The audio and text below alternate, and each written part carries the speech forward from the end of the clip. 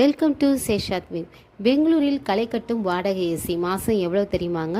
நம்ம சேனலை இப்போ தான் ஃபஸ்ட் டைம் பார்க்குறீங்கன்னா மறந்துடாமல் சப்ஸ்கிரைப் பண்ணுங்கள். வாங்க வீடியோக்குள்ளே போகலாம். எப்போதுமே ஃப்ரிட்ஜில் வச்சுருக்க போல் இருக்கும் பெங்களூர் தற்போது தந்தூரி அடுப்பில் இருக்கிற மாதிரி இருக்குங்க. கிட்டத்தட்ட சென்னைக்கு நிகரான வெயில் பெங்களூரில் இருக்குது. பெங்களூர் அப்படின்னு சொன்னாவே குளிர்ச்சியான ஊருக்கே ஏர் கண்டிஷனர் போட்ட நகரம் அப்படின்னு கூட சொல்லலாங்க. இந்த ஆண்டு பெங்களூரில் நிலவி வரும் கடும் வெயில் மக்களை புலம்ப வச்சுருக்குங்க. தினமும் ஒரு முறையாச்சும் கொளுத்து வெயில் பற்றி மக்கள் பேசாமல் இல்லைங்க. இதனாலே ஒர்க் ஃப்ரம் ஹோம் செஞ்சவங்க எல்லாம் அடிச்சு பிடிச்சி 8-9 மணிக்கு ஆஃபீஸ்க்கு போகிறாங்க. இதுக்கு ஒரே காரணம் பார்த்தீங்கன்னா ஏசி மட்டும்தாங்க. ஏப்ரல் மாதத்திலும் வெயிலின் தாக்கம் குறையலைங்க. 2016ஆம் ஆண்டில் பதிவான 39 டிகிரி செல்சியஸ் வெயிலுக்கு அடுத்தபடியாக இந்த வருஷம் ஏப்ரல் மாதம் 38 டிகிரி செல்சியஸ் வெயில் பதிவாகிருக்குங்க. இதே மே 1ஆம் தேதி பதிவான வெயில் 38 டிகிரி செல்சியஸ் 1931ஆம் ஆண்டு மே மாதத்தில் பதிவான 38 டிகிரி செல்சியஸ் என்ற சாதனை வெயிலை இந்த ஆண்டு முறியடிக்குமா அல்லது பெங்களூரின் வரலாற்றிலே முதல் முறையாக 40 டிகிரி செல்சியஸ் வெயில் பதிவாகுமா அப்படின்ற அச்சம் மக்களிடையே எழுந்துள்ளதுங்க.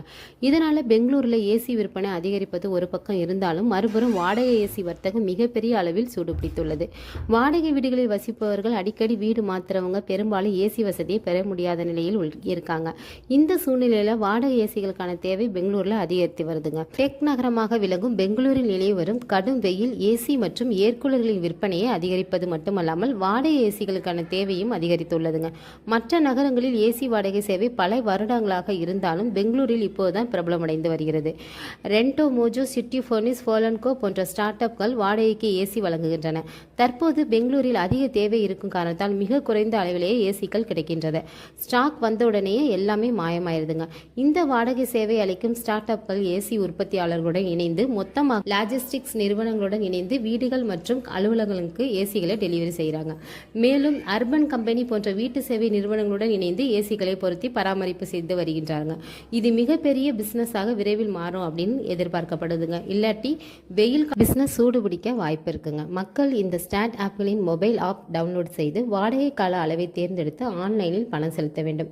KYC செயல்முறை முடிந்ததும் தேர்ந்தெடுக்கப்பட்ட ஏசி வீடுகளுக்கு அனுப்பப்படும். இந்த ஸ்டார்ட் ஆப்கள் வழங்கும் வாடகை மாசத்திற்கு ரூ.1500 முதல் 2000 வரை வாடகையாக வசூலிக்கிறாங்க. இந்த வீடியோ உங்களுக்கு பிடிச்சிருந்துச்சுன்னா மறந்துடாம லைக் பண்ணுங்கள், ஷேர் பண்ணுங்கள், சப்ஸ்கிரைப் பண்ணுங்கள். பாய்.